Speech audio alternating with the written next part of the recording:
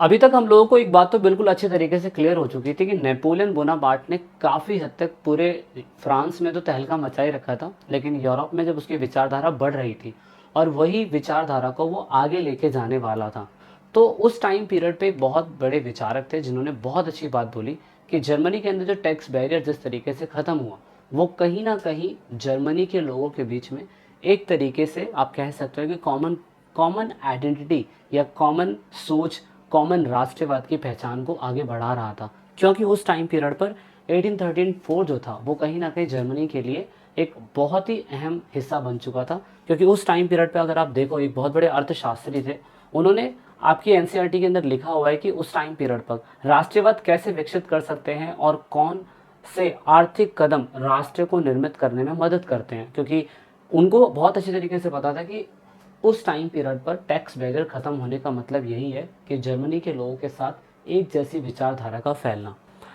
Germany के tune बिजन विश्वविद्यालय के अर्थशास्त्र के प्रोफेसर फ्राइड्राइक लिस्ट ने 1834 में लिखा, क्या लिखा इसके बारे में लिखा, जोल्वेराइन का लक्ष्य जर्मनी लोगों को आर्थिक रूप से एक राष्ट्र में बांध देता है। वह राष्ट्र की आर्थिक पहचान हालत जितना बाहरी से है उसके हित की रक्षा करके मजबूत बनाएगा, उतना ही आंतरिक उत्पादकों को बढ़ाकर भी उसे प्रांतीय हितों को आपस में जोड़कर राष्ट्रीय भावनाओं को जगाने और उठाना चाहिए। जर्मन लोग यह समझ गए थे कि एक मुक्त आर्थिक व्यवस्था ही राष्ट्रीय भावनाओं के उत्पन्न होने का एकमात्र जरिया है। यानी कि अगर फ्री मार्केट होगी, यानी कि फ्री सिचुएशन होगी, तो ऑफ कोर्स इस तरीके से ही जर्मनी की जो विचारधारा है वो बहुत अच्छी तरीके से बढ़ती चली जाएगी और यहीं से लोग जो हैं जर्मनी के लोग एक होना चालू हो जाएंगे। लेकिन ऑफ कोर्स आपको पता है कि कोई भी चीज़ की शुरुआत जो होती है वो एकदम से नहीं होगी। भाई गांधी जी भारत में 1915 के अंदर आए थे और गांधी जी को आज़ादी 1947 में जाके मिली, मतलब देश को आज़ादी जो है 1947 में जाके मिली। तो सोचो ये कितना लंबा प्रोसेस है। सेम क्रांति फ्रांस की 1789 में हुई थी, लेकिन पूरी तरीके से जो आज़ादी मिली थी वो 1848 में जाके मिली। तो आप कैसे ये चीज़ सोच सकते हो कि सिर्फ थर्ड कैटेगरी के लोग ही पूरे के पूरे यूरोप के अंदर जहाँ जहाँ पे भी वो होंगे, इटली में, ब्राज़ील में, या मैं कह सकता हूँ जर्मनी में, फ्रांस में, और उसके बाद आपके आसपास के ब्रिटेन में, बाल्कन स्टेट्स के अंदर, इन सभी में वो एकदम से बदलाव नहीं कर पाएंगे। लेकिन ये बात बिल्कुल फैक्ट है कि अगर अर्थव्यवस्था और टैक्सेशन सिस्टम को रिड्यूस कर दिया जाएगा, टैक्स बैरियर को कम कर दिया जाएगा, तो एक स्टेट के अंदर जो चीज़ किसी दूसरे स्टेट में मिलती है वही चीज़ उसके आसपास के स्टेट्स में विदाउट टैक्स पहुंचना बहुत आसान हो जाएगा।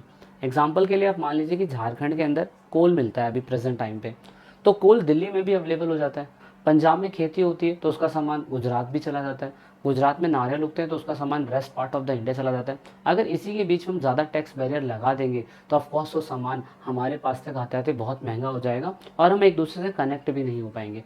तो इसीलिए कहानी थोड़ी सी एनसीईआरटी में फ्लैशबैक जाती है। इसमें यही बताने की कोशिश करी गई थी कि नेपोलियन जो था वो कहीं ना कहीं इतना ज़्यादा क्रूर हो चुका था कि जितनी भी स्टेट्स के ऊपर उसकी विचारधारा जा रही थी, तो वहाँ के राजाओं को, मैंने कहा था ना, किसानों को, मजदूरों को, गुलाम मजदूरों को, उनको तो पसंद आती थी, बड़े बड़े बिजनेसमैन को भी ये विचारधारा पसंद आती थी, लेकिन हर कोई इस विचारधारा के लिए एग्री नहीं था।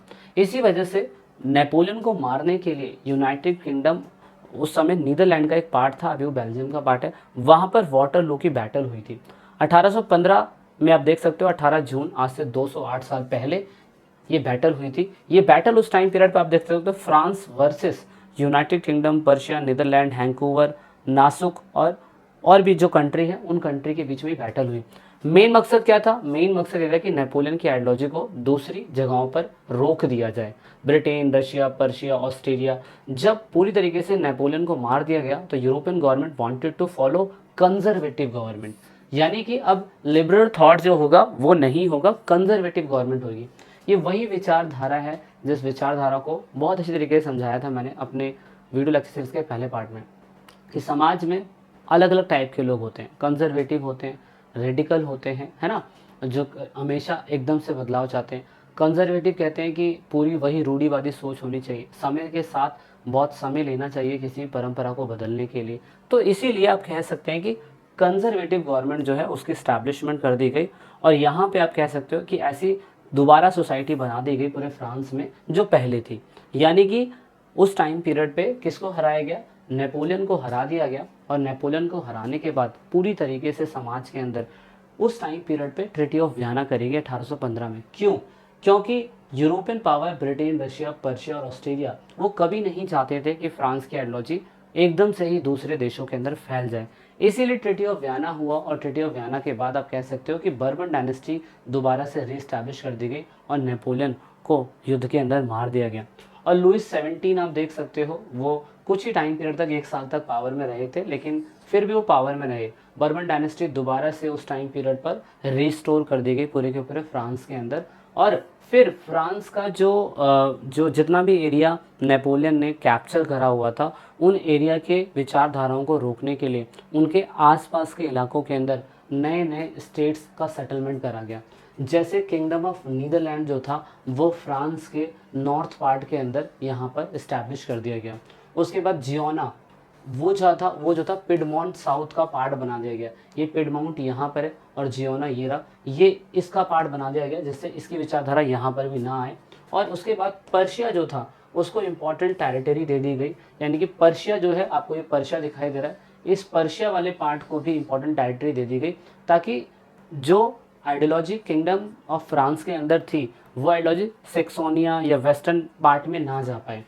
जो ऑस्ट्रिया है उसको इटली के पार्ट्स को दे दिया गया। ऑस्ट्रियन एम्पायर था और ये वाला पार्ट जो था उस टाइम पीरियड के अंदर किसको दे दिया गया? ऑस्ट्रियन एम्पायर को दे दिया गया। यहाँ पे दोबारा से वही कंजर्वेटिव गवर्नमेंट की स्टैब्लिशमेंट कर दी गई। कौन सी कंजर्वेटिव गवर्नमेंट?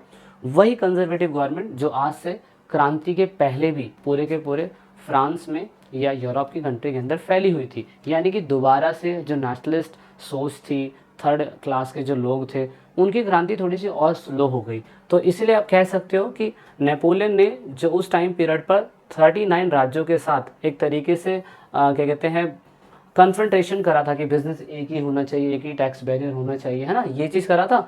तो वो चीज़ रही, लेकिन फ्रांस की टेरिटरी के ऊपर आसपास के हिस्सों के अंदर नए नए स्टेट्स का सेटलमेंट कर दिया गया। और वो उन्हीं लोगों के पास थे जिन लोगों के पास राजा का शासन था और जिन लोगों के पास कहीं ना कहीं कंट्रोल पूरी तरीके से कंजर्वेटिव गवर्नमेंट का था। तो इसीलिए सेक्सोनिया, अगर आप देखें, ये सेक्सोनिया ये पर्शिया का पार्ट उस टाइम पीरियड में बन गया और पोलैंड जो है वो रशिया को दे दिया गया। उसका सबसे बड़ा एकमात्र रीज़न यही था कि इन स्टेट्स के अंदर दोबारा से कंजर्वेटिव गवर्नमेंट आ जाए, लोग लिबरलिज्म थॉट की बात ना करें, लोग पार्लियामेंट सेटलमेंट की बात ना करें, जिससे क्या होगा, जिससे जो विचारधारा 20-30 साल में बहुत तेज़ी से फैल सकती है वो विचारधारा रुक जाए और लोग क्या कहते हैं, आज़ादी की विचारधारा, नेशनलिज्म थॉट की तरफ आगे ना बढ़े। सो आप कह सकते हो कि फाइनली बाद में दोबारा से जाके जनता के बीच में कहीं ना कहीं सेंसरशिप लगने लग गई। लोग न्यूज़पेपर, बुक, प्ले, सॉन्ग कभी भी इसमें नेशनल थॉट्स की बात नहीं कर सकते थे, जिससे समाज 1815 से लेकर 1834 तक पूरी तरीके से दोबारा से राजाओं के कंट्रोल में आ गया। और जहाँ पे कंट्रोल पूरी तरीके से, वहाँ पर क्लर्जी, नोबैलिटी यही लोग करेंगे और थर्ड कैटेगरी के लोग हमेशा टैक्स पे करते रहेंगे। कहानी कुछ समय के बाद 1834 के बाद फिर बदलेगी। 1848 के बाद कुछ जाके और ठीक होगी और नए नए स्टेट्स का क्रिएशन होना चालू हो जाएगा। और इसी टाइम पीरियड पे आप ये कहोगे कि जो मिडिल क्लास के पढ़े लिखे लोग थे वो सीक्रेट सोसाइटी बनानी चालू कर देते हैं। वो यही, जैसे गांधी जी भारत में आए तो गांधी जी ने एकदम से ही कभी भी ब्रिटिश को भगाने की बात नहीं करी। तो सेम दूसरी कंट्री के अंदर, चाहे यूरोप में हो, चाहे दूसरे एशिया की कंट्रीज़ हो, उन सभी कंट्रीज़ के अंदर नेशनलिज्म थॉट आया क्योंकि उस समय पे मिडिल क्लास के लोग एजुकेट हो गए थे। उन्होंने किताबों को लिखना चालू कर दिया था, किताबों के विचारधाराओं को पढ़ना चालू कर दिया था। जो फ्रांस की क्रांति में हुआ था उसके बारे में तो हमने क्लास 9th में पहले से ही पढ़ लिया था। तो इसीलिए विचारधारा यूरोप की साइड जाएगी बट धीरे धीरे जाना चालू होगी। और मैंने कहा था आपको कि भाई बहुत बड़ा चैप्टर होता है, इसलिए हमें बहुत छोटे छोटे पॉइंट्स में इसको समझने की ज़रूरत होती है।